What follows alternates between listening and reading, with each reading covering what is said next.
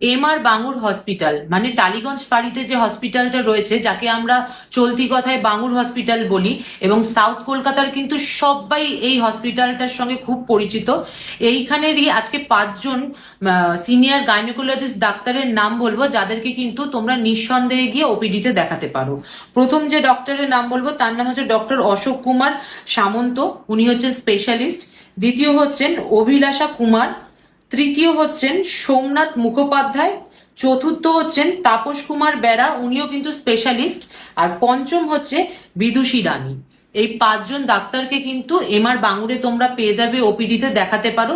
তবে আমি আগের থেকেই বলে রাখবো, যদি ভর্তি হয়ে কোনো চিকিৎসা করার ব্যাপার থাকে তাহলে কিন্তু সেক্ষেত্রে তোমরা এসএসকেএম এ দেখাও। এসএসকেএম এর গাইনোকোলজিস্ট ডিপার্টমেন্ট খুবই ফেমাস, খুব ভালো, এবং সেখানে কিন্তু ওদের আলাদা ওয়ার্ড আছে যেখানে নাকি ভর্তি থেকে ট্রিটমেন্টটা খুব ভালো হবে এবং ফেসিলিটিসও বাঙুরের থেকে অনেক বেটার পাবে।